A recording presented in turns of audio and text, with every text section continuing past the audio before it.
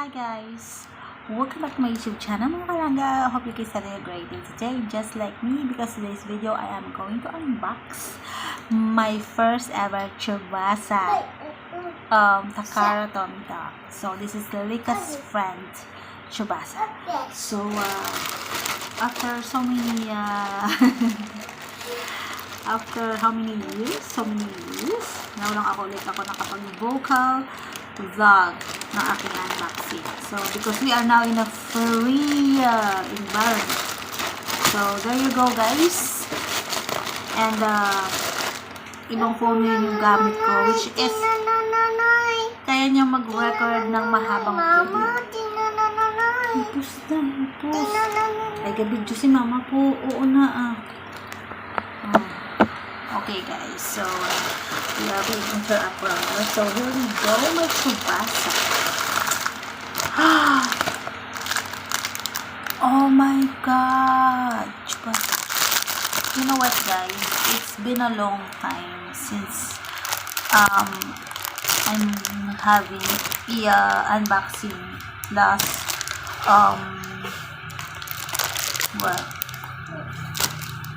unboxing plus review, okay, at the same time, because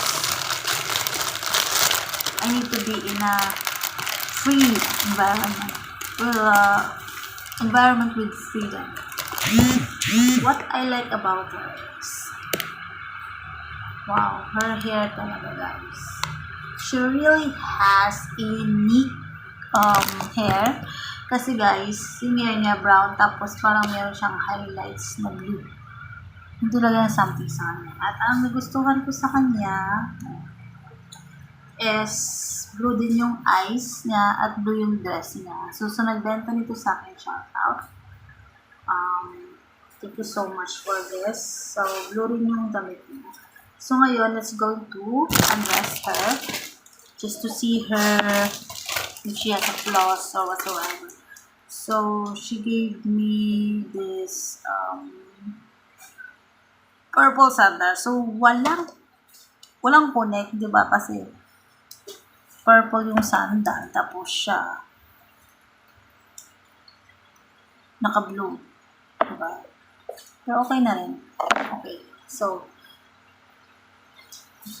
there she is, Chubasa. So pag ako kasi, unang-una kasi yung chine-check ko sa doll is the hair talaga. So, okay naman yung hair niya. Hindi, alam mo yung tangle. Wala naman siya discoloration. Napaka-fair ng kanyang skin. Kung ano yung kulay ng skin niya sa face niya, ganoon din sa baba. At what I really like about Takara dolls is they are anime dolls talaga. Anime Barbies. You know what guys, I've started collecting Takara dolls, just one doll lang talaga. Si Lika na red hair. Kung napapanood niyo yung other videos ko ng aking mga unboxing or aking mga doll collections, talaga namang yung aking yung aking talagang first ever doll is si Takara Leka red hair talaga siya guys. And then, ewan ko ba, nakaka-addict pala talaga guys. If you started collecting it, collect ka na lang collect. Actually, I have already 4 Lekas, 1 red hair, 1 mint green hair, 1 is white hair. At yung isa, parang, ano siya, parang, tawag dito, old Leka.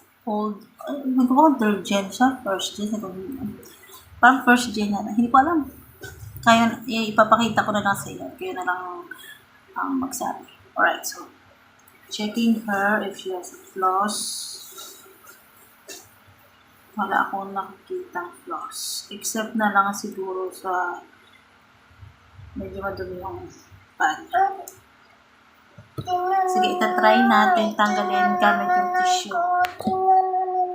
Alright. So, kukuha ako ng tissue. Okay. No.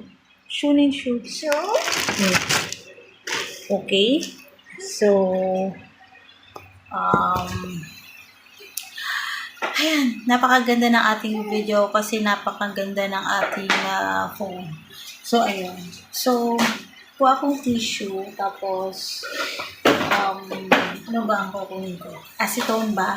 Well, usually kasi before, acetone yung gamit. So, let's try it. Acetone. Okay. I think siguro tissue yung gamitin natin. Siguro yung gagamitin natin is cotton. Kumuha tayo ng cotton. So, ngayon kukuha tayo ng acetone. I think siguro maliit lang. Okay na yan. Maliit lang yung acetone. Okay. So, dyan ko pa kinuha. Ayan. Hello Kitty talaga. Alright. Ito yung lagayan ko ng Hello Kitty. Hello Kitty. Sa susunod nating video, papakita ko sa inyo yung collection ko ng Hello Kitty. Alright, so, wala talagang siyang flaws. Ang ganda pa nitong acetone natin kasi bago siya, guys. Okay. So, tatanggalin ko yung dumi sa kanyang... Wow, in fairness, natanggal naman. Uy, madumi talaga siya. Pero in fairness, natanggal naman. Ay, oo, natanggal talaga. Ayan o. Ang dami niyang dumi sa paa. Natanggal. Hindi siya flaws actually. Yung nagbenta kasi nito, ayaw na niya ng lika. Gusto niya, focus na lang daw siya sa denim. So, ako naman, dahil may mga iba't ibang klaseng lika na ako. Well, yeah, okay na sa akin yung red hair leka, mint green hair leka, white hair leka, may lipstick. Okay na sa akin yung leka na brown hair na parang old version of leka. Brown hair siya, wala siyang bangs. Mostly kasi sa mga lika is may bangs. So, ngayon naman nagko-collect ako ng mga likas brand. Ayan. So, actually marami na akong lika. Marami na akong likas brand. So, isa ito si Tsubasa. I'm looking for her. Kaso yung sa iba, sobrang mahal yung benta nila. Buti na lang nakakuha ako ng mas iba. Alright, so next is papakita ko naman sa inyo yung ibang friend niya. So, sa susunod na video. So, for today, ito muna yung video natin. Kasi medyo maba na yung oras natin. Ayan. Medyo maba na yung oras natin. So, ayan po siya. Si Tsubasa. Finally, I have my Tsubasa. Thank you so much. And thank you so much for watching. And don't forget to subscribe to my YouTube channel if you are new here. If you want to see more of my doll collections, and if you want to see more dolls to discover and to learn more about dolls, just subscribe to my YouTube channel, like, and leave a comment so that I could make a shout out to you on my next video. Okay? So this is really thank you for watching, and see you again on my next one.